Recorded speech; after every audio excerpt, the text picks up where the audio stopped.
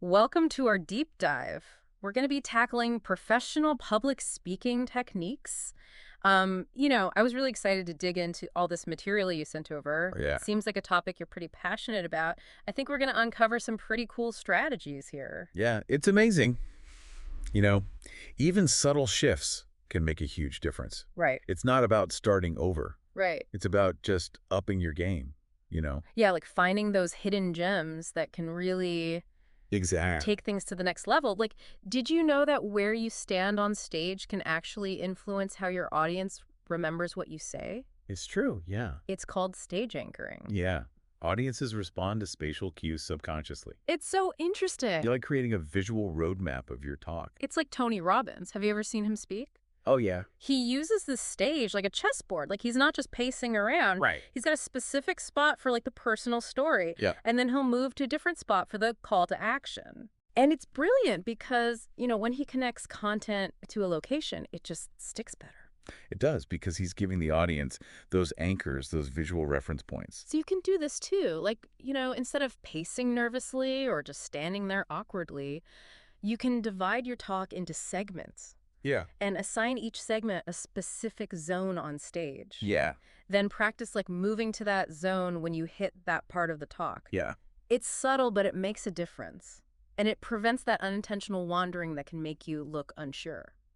Speaking of confidence, let's talk about speaking from a healed scar versus an open wound. Oh.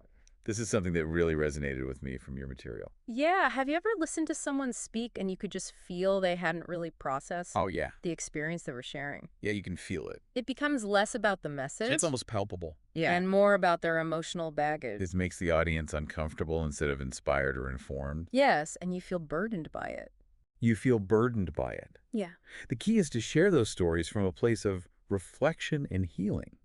I hate feeling like someone's putting on a show. Right. But when you can sense that vulnerability, Yeah. like they're letting you into their inner circle, that's when it gets interesting. Exactly. Like Brené Brown, she's a master of this. She- Her work is all about vulnerability. Yeah.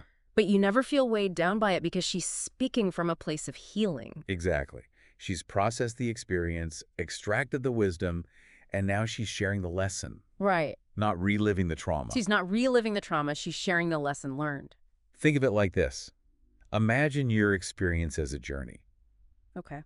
You went through something difficult, you learned from it, and you came out stronger on the other side. Right. Now you're inviting the audience to walk that path with you, to learn from your insights. So it's about the audience. Yeah. It's about what they can take away from her experience. Right. Have you ever felt that difference in someone's storytelling, where they're sharing a lesson, not just reliving trauma? It all comes down to the intention behind the story. Are you sharing to process your own emotions? Oh, that's good. Or are you sharing to offer a valuable takeaway for the audience? It's all about intention. Yeah. When you shift that focus to providing insights, wisdom, it makes all the difference. It does. Speaking of providing insights, you sent over some articles about using the stage effectively. And Yeah. it's not just about avoiding that caged tiger pacing back and forth. Right. Intentional movement can actually help guide the audience's focus, Yeah. add dynamism, and prevent monotony. It's like being a conductor, right? Yes. It's like leading the audience's attention with your movements. Yes. Think of Steve Jobs. Yeah. He was a master at this. He would stand still when delivering a key point, Yeah. and then he would move with purpose to signify a shift in topic or tone. Right. He was choreographing the audience's attention. Yeah. And you can do the same thing. Instead of pacing, you can think about your stage like a map. You can assign different areas to different parts of your talk. Want to emphasize a key point? Move closer to the audience. Need to transition to a new idea. Shift your position. Yeah. It's all about being purposeful. It's all connected. Your words, your voice, your body language, they all work together to create an impact. Speaking of how you say it, something I've been experimenting with is voice coaching. Oh, yeah. It's amazing how much impact your voice has, even beyond the words themselves. Absolutely. People focus so much on content. Yeah. And they kind of forget about delivery. Tone, pace, and vocal range are crucial for conveying emotion, authority, and sincerity. Yes. You can have the most amazing content in the world, Right. but if your voice is flat or monotone, or lacking in clarity. It's gonna fall flat. It's like listening to an audiobook where the narrator has zero inflection Oh, yeah. and no emotion. Right? You'd zone out. You would totally zone out. Your voice is an instrument. It is. And like any instrument, it needs to be tuned and played skillfully. Barack Obama is a good example, right? Oh, yeah, he's a master. He uses strategic pauses and varied tones. Yeah, And he's very careful about his pacing. it's true. Think about a speaker whose voice just draws you in. Yes, That's the power of voice coaching. it is. And you don't necessarily need a coach to start working on this. Right. There are a lot of vocal exercises you can do on your own. You can. One of the best is to just record yourself Yeah, and then listen back. that's a good one. Yeah. Pay attention to your tone, your pace, your clarity. Yeah, and don't be afraid to play with it. No. Like, try exaggerating your inflections, slowing down dramatically. Yeah. Try speaking in a whisper. You'd be amazed what you discover. It's true. Now, have you ever been in a presentation where it felt like the speaker was only speaking to one type of learner? Oh, all the time. Yeah, and you just zoned out. Yeah, it's like they forget that there are all these different ways that people learn.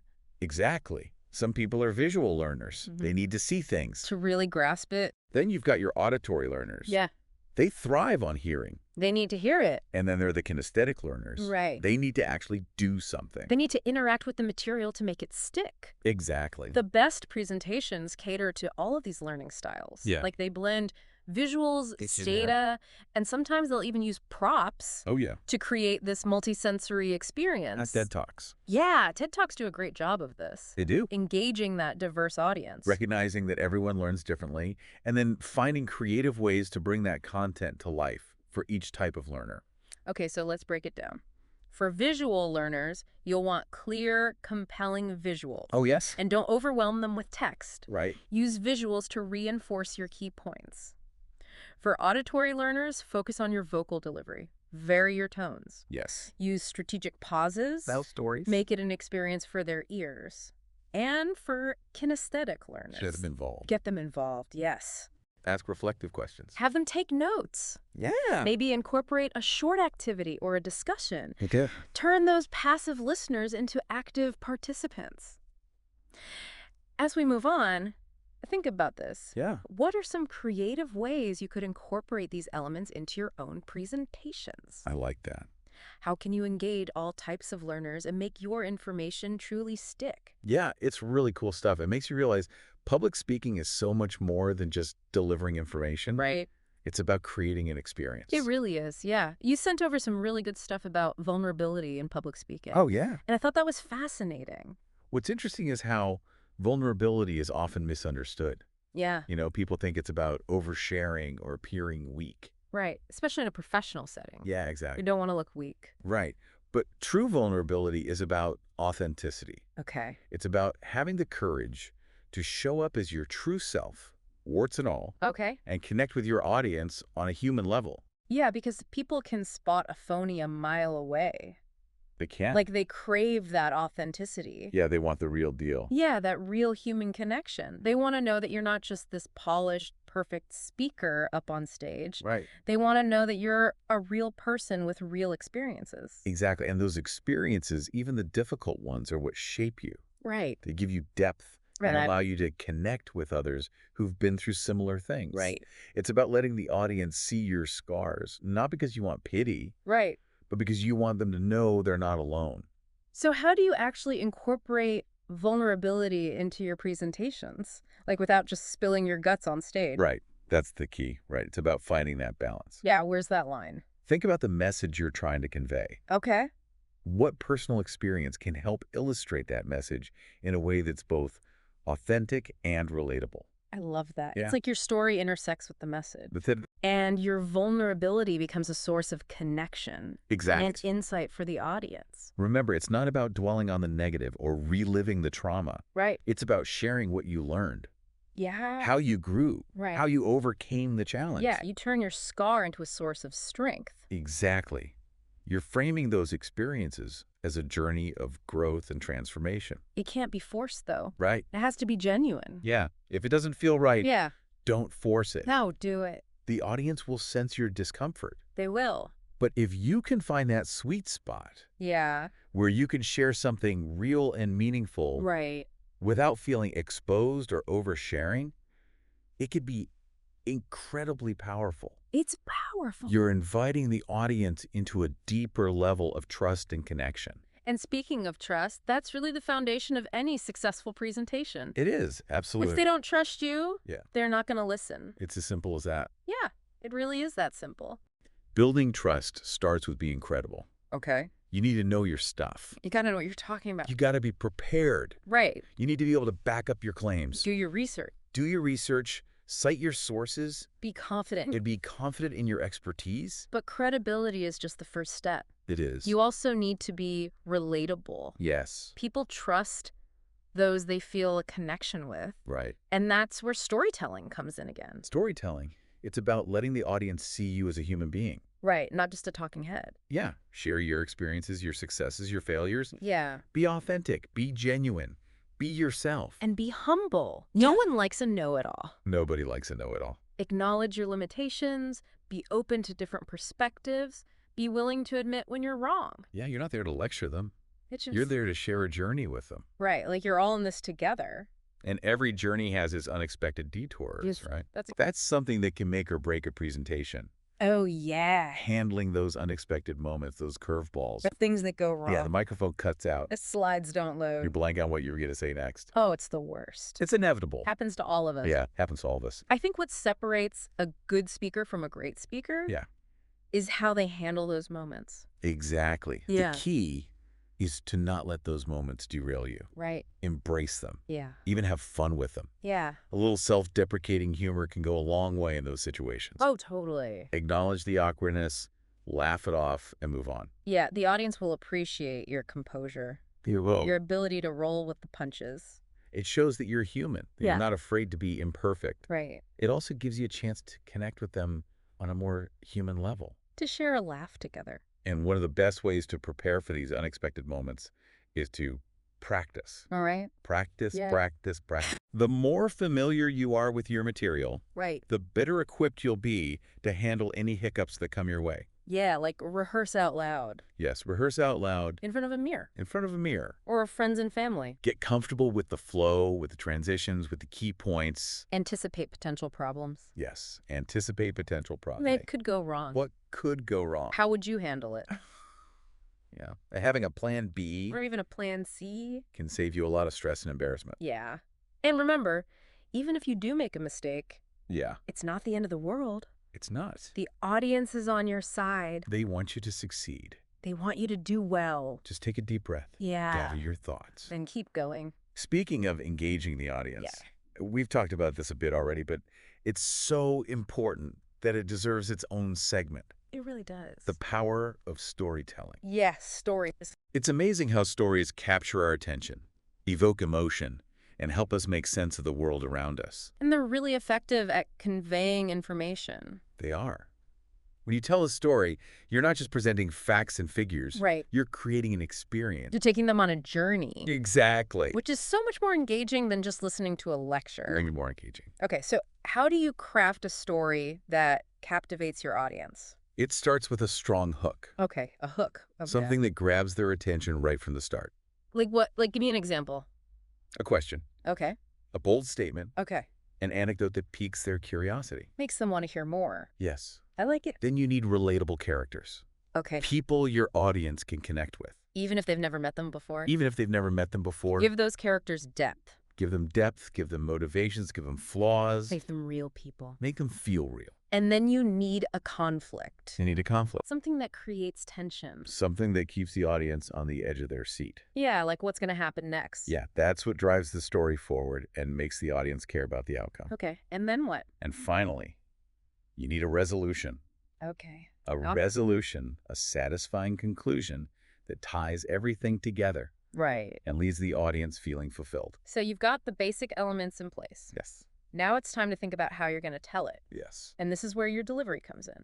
Use your voice, your facial expressions, your body language. Bring that story to life. Vary your tone, pace, and volume to create different emotions. Use those pauses. Use pauses strategically. To emphasize those key points. Give the audience time to process what you're saying. Yeah. And don't be afraid to be a little theatrical. Okay. Move around the stage, use gestures, Make eye contact. Own that story. Make the story your own. Infuse it with your personality, With your passion. your unique perspective. The best stories are those that come from the heart. Oh, I like that. Share something real, something meaningful, Something you believe in. something you believe in, and your audience will believe in it too. Okay, so we've talked about the emotional impact of storytelling. Right. But what about the message itself? The core message. Yeah, like you can be the most engaging speaker in the world. Right. But if your message is muddled or confusing, you're not going to get your point across. Crafting a clear and compelling message is crucial. So how do you do that? It all starts with knowing your audience. Okay, know your audience. Who are you speaking to? What are their interests? What are their needs? Yeah, what do they care about? What keeps them up at night? Yeah, what are their pain points? It's about understanding their perspective Right. and tailoring your message to their specific needs and interests. Connect with them on their level. Yeah, If you can do that, you're halfway there. you're halfway there. Once you understand your audience, you need to identify your key takeaway. What's the one thing you want them to remember? The big idea. What's the big idea? Yeah. What's the one thing you want them to walk away with? And then build your presentation around that central message. Got it.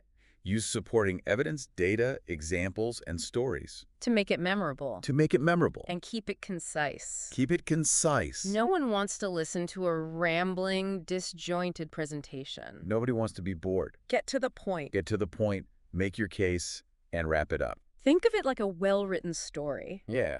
It has a beginning, a middle, and an end. It takes the audience on a journey, It's from introduction to conclusion.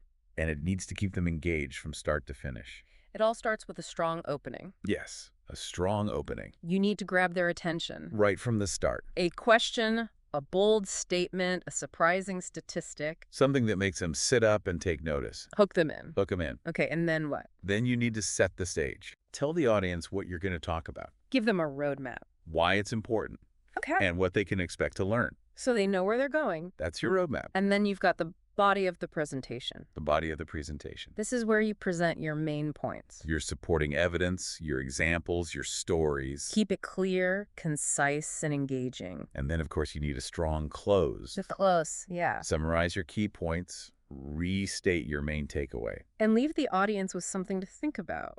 A call to action, A challenge, a question. something that inspires them to take what they've learned and put it into practice. Okay, now let's talk about visuals.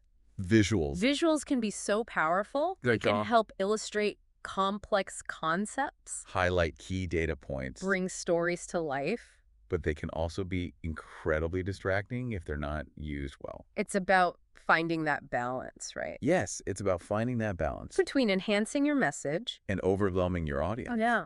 So how do you use visuals effectively? Keep them simple. Okay, simple. Don't overcrowd your slides with text or images. Right. Use visuals to complement your words, not to replace them. Yeah. I hate it when there's just a wall of text. Right. Make them relevant. Make them relevant. Choose visuals that directly support your message. Yeah, don't just throw in random images. Yeah, they have to serve a purpose. They need to serve a purpose. And make them engaging. Make them engaging. Use visuals that are visually appealing, Yeah. that tell a story. That evoke emotion. Use images, videos, charts, graphs, infographics, Anything that will help your audience understand and remember your message. anything that helps. You know, humor can really elevate a presentation. Humor, oh yeah. It's a great way to break the ice, create a sense of Make connection, things more enjoyable. but it can backfire. It can. The key is knowing your audience. Okay, know your audience. What kind of humor will they appreciate? What's appropriate for the occasion? Once you have a sense of that, you can start to think about what kind of jokes or stories might work. Okay. Keep it light. Keep it light. Keep it relevant. Relevant, okay. And keep it respectful. Respectful, yeah. Don't be afraid to poke fun at yourself.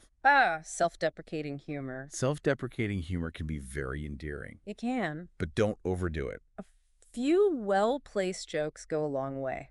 They do? It's about finding those moments where you can inject a bit of levity. Without derailing your message. We're undermining your credibility. Humor should enhance your presentation, It should. not distract from it. Speaking of connection, let's talk about truly connecting with your audience. Oh, yeah? You can have the best content, the most polished delivery, The best visuals. but if you don't connect with your audience on a human level, it's going to fall flat. It will. It's like you're talking at them. instead of to them. Exactly. It's a big difference. So how do you create that genuine connection? How do you do that? It starts with eye contact. Eye contact. Make eye contact with individuals. Individuals. Okay. Don't just scan the room. Right. Really look at people. Right. Connect with them. Let them know you see them. Let them know you see them. It's amazing how much of a difference that can make. It really is. When you feel seen and acknowledged, Right. you're much more likely to listen and engage. It's true. Next, use your voice to convey emotion. Okay. Emotion. Vary your tone, your pace, your volume. Let them hear your passion. Let them hear the passion, the conviction in your words. Don't be a robot. And then, of course, there's body language. Body language. Use your body to communicate. Stand tall. Stand tall. Use gestures. Move around the stage. Let your body language reinforce your words. And perhaps most importantly, be present. Be present. Okay. Be fully engaged in the moment.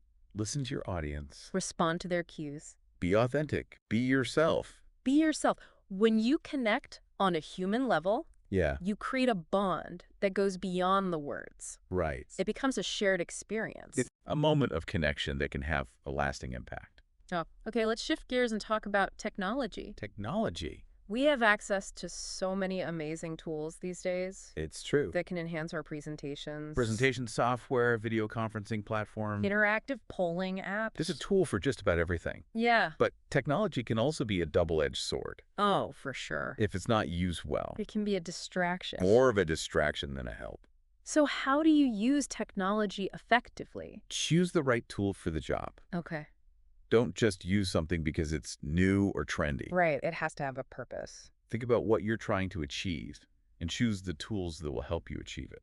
And make sure you know how to use the tools. Yes, practice beforehand. Get to know their features. The limitations. Make sure they're working properly. Yes, the last thing you want is a technical glitch derailing your flow. Oh, it's a nice. Technology should enhance your message, not distract from it. Use it strategically to create a more engaging and impactful presentation. Speaking of enhancing your presentations, getting feedback can be so valuable. Feedback. It can. It can help you identify your strengths and weaknesses, see things from a different perspective. And ultimately help you grow as a speaker. Yeah. But it can also be scary. It can be scary. It can be tough to hear criticism. Even when it's constructive. Even when it's constructive. So how do you get feedback in a way that's helpful and productive? Choose your feedback sources carefully. Okay. Ask people you trust, who are supportive, who will give you honest feedback. Okay. People you trust. Be specific about what you want feedback on. Okay. Your content, your delivery, your visuals. The more specific. The more helpful the feedback will be. And be open to what they have to say. Be open. Don't take it personally. Don't get defensive. Just listen. Just listen, take notes, and then decide what you want to do with that feedback. Right. Feedback is a gift. It is a gift. It's up to you how you use it. All this talk about refining technique and delivering powerful presentations. Yeah. It can be easy to forget that this is demanding work. It is. It takes a lot of energy to stand up in front of a crowd and deliver a compelling presentation. It does. So it's essential to take care of yourself. Right. Self-care. Both before and after. It's like being an athlete. It is. You need to train. Yeah. You need to fuel your body. Fuel your body. You need to recover. Public speaking is a marathon, not a sprint. It is. Get enough sleep, eat healthy foods, stay hydrated, Exercise regularly. exercise regularly. And don't forget to take time to relax and recharge. Absolutely. As you continue to hone your skills, Yeah. it's essential to remember that you have a unique voice, You do. a unique perspective, a unique way of connecting with an audience. So how do you find that voice? It starts with knowing yourself. Okay. What are your values? What makes you you? Once you have sense of that, Yeah. you can start to develop your own speaking style. So you can experiment with different approaches, try different techniques, Find what works for you. and be yourself. Be yourself. The more authentic you are. The more engaging you'll be. You know, it's easy to feel like once you've learned the basics, Yeah. you're good to go. But the reality is, Yeah. this is a field that's constantly evolving. It is. There's always something new to learn. New technologies are emerging. New trends are developing. New audiences are emerging. It's essential to stay up to date, keep learning, keep growing, Keep learning, keep growing, attend conferences, read books. take courses, watch other speakers. Never stop learning. Never stop growing. Never stop honing your craft. Public speaking is a lifelong journey of learning, And growth. It is. Embrace the challenges. Celebrate the successes. And never stop exploring the power of your voice. Never stop. Okay, I think it's time to wrap things up. All right. We'll move on to our final part of this deep dive Sounds good. and leave you with some powerful takeaways to implement in your next presentation. Okay, so we've covered a lot of ground, but I want to talk about reading the room. Yeah. You sent over some good stuff on that. Oh, yeah. It's so important. Like, even with all the preparation in the world, Right. you have to adapt on the fly sometimes. It's about picking up on those subtle cues. Yeah. Those little things that tell you how your message is landing. It's almost like being a detective, right? It is, yeah. You're looking for clues. Looking for clues. Like, are people leaning in, engaged, nodding along, Yeah. or are they slouching, checking their phones. looking bored? Yeah, you got to be adaptable. Yeah. If you sense you're losing the audience, don't be afraid to change things up. Right, like maybe speed up the pace, Tell a story, ask a question. something to re-engage them. Sometimes you gotta lighten the mood. Humor can be a great tool, Oh yeah, well-placed joke. or a humorous anecdote. It can break the tension. Make people more receptive. It's like finding that sweet spot, you Mhm. know? Yeah. Between being informative and engaging, Authoritative but approachable. serious but lighthearted. And that balance is going to be different for everyone. Right. Every speaker, every audience, every presentation. Which brings us to a crucial point. Yeah. There's no one-size-fits-all approach. What works for one person might not work for another. The key is to find your own style, Your own voice. your own way of connecting. So experiment, try different things, see what feels right. Don't be afraid to break the rules Yeah, sometimes the best presentations are the ones that are a little unexpected, that defy convention. that take risks. As we wrap up, I want to leave you with a few final thoughts. Okay, let's hear them. First, embrace the journey. Okay, embrace the journey. Public speaking is a skill. It takes time, practice, experience. It does. Don't get discouraged if you're not a natural right away. Right. Keep learning, keep growing, Keep pushing yourself. and be kind to yourself. Oh, that's important. It can be nerve-wracking. Even for the pros. Don't beat yourself up if you make a mistake. It happens. Just learn from it. And most importantly, remember the power of your voice. You have something important to say. And people need to hear it. Step into your power. Share your message. You never know the impact you might have. It's true. Well, thank you for joining us on this deep dive into professional public speaking. It's been fun. We hope you found it valuable. Now go out there and rock that next presentation.